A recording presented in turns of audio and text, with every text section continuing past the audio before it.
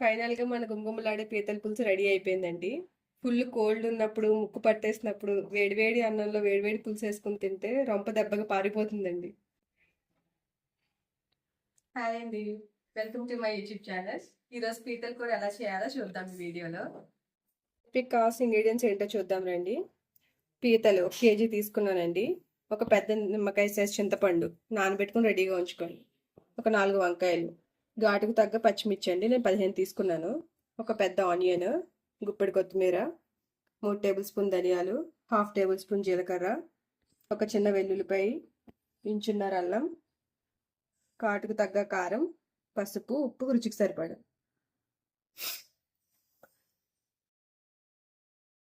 ముందుగా కూరకు కావాల్సిన మసాలా ముద్ద రెడీ చేసుకుందామండి. ధనియాలు, జీలకర్ర, వెల్లుల్లి,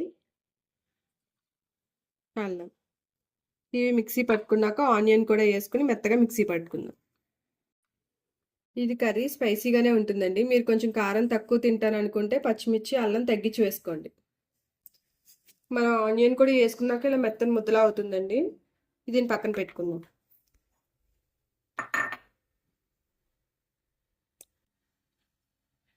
స్టవ్ ఆన్ చేసి కడాయి పెట్టుకుందాం.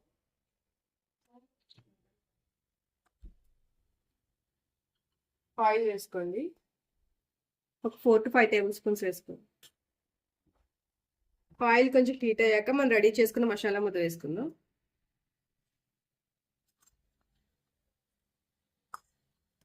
ఇందులోనే పచ్చిమిరపకాయ కూడా వేసుకుని పచ్చివాసన పోయేదాకా వేపించుకోండి.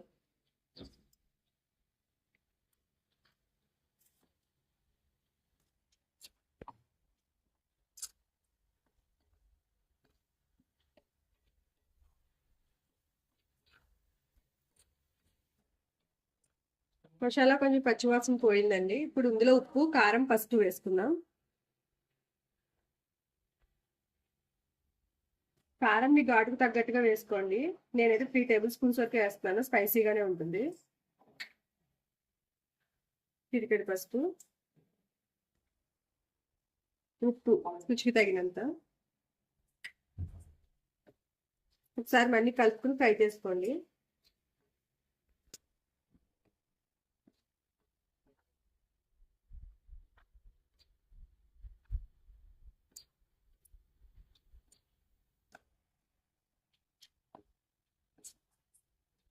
ఇది లైట్గా ఫ్రై అయిన తర్వాత పీతలు కూడా ఇందులో వేసుకోండి. సిమ్లో పెట్టుకుని వేసుకోండి. ఇందులో పీతలు వేసుకుందామండి.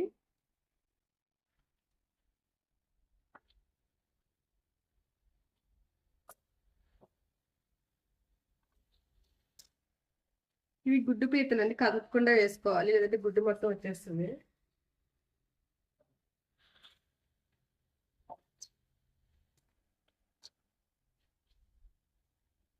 ఒకసారి మొత్తం కలిసేలా కలుపుకోండి.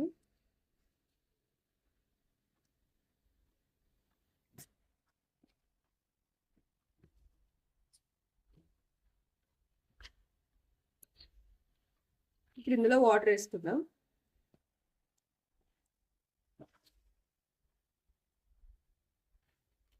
ఒక గ్లాసున్నర వేసుకోండి.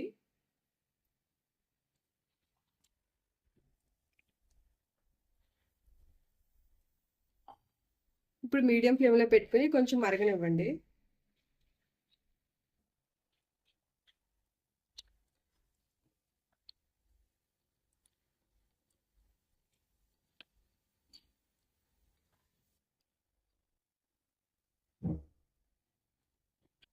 ఇప్పుడు మూత పెట్టుకుని మీడియం ఫ్లేమ్లో 5 minutes వదిలేయండి.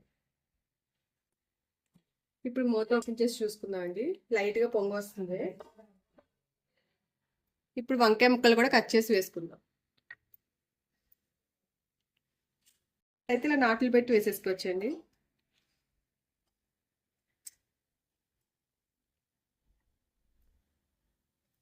ఇవి కొంచెం పెద్దగా ఉన్నాయి కాబట్టి 4 చిలుకల కింద కట్ చేసి వేసుకున్నానండి.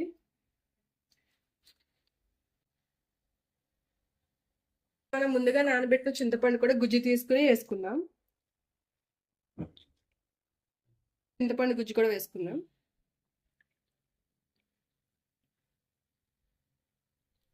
పులుసు కొంచెం జారుగా ఉండేటట్టే వాటర్ చింతపండు గుజ్జు వేసుకోండి. ఎందుకంటే పీతల కూర ఆఫ్ చేసిన తర్వాత తోడుకుపోతుందండి దగ్గరికంట. గ్రేవీ ఉండదు. స్లోగా కలుపుకుందాం.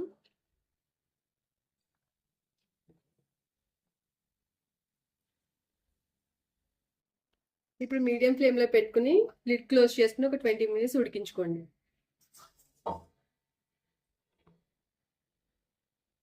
10 మినిట్స్ తర్వాత మూత ఓపెన్ చేసి చూసుకుందామండి. ఇప్పుడు ఒకసారి ఉప్పు, పులుపు, కారం అన్ని చెక్ చేసుకోండి.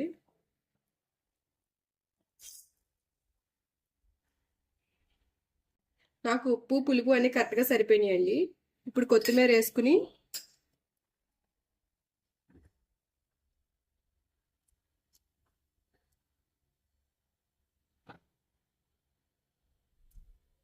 మీడియం ఫ్లేమ్లో ఇంకో 10 మినిట్స్ ఉడికించుకోండి. లిడ్ క్లోజ్ చేసుకుని మీడియం ఫ్లేమ్లో ఇంకో 10 మినిట్స్ ఉడికించుకోండి.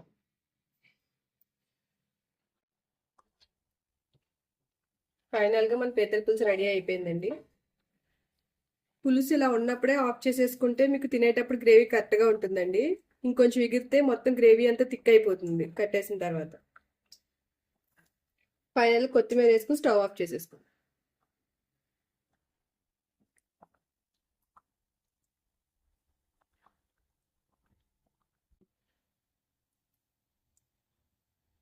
ఫైనల్గా మన గుమగుమలాడే పీతల పులుసు రెడీ అయిపోయిందండి. ఫుల్ కోల్డ్ ఉన్నప్పుడు, ముక్కు పట్టేసినప్పుడు వేడివేడి అన్నంలో వేడివేడి పులుసు వేసుకుని తింటే రొంప దెబ్బగా పారిపోతుందండి.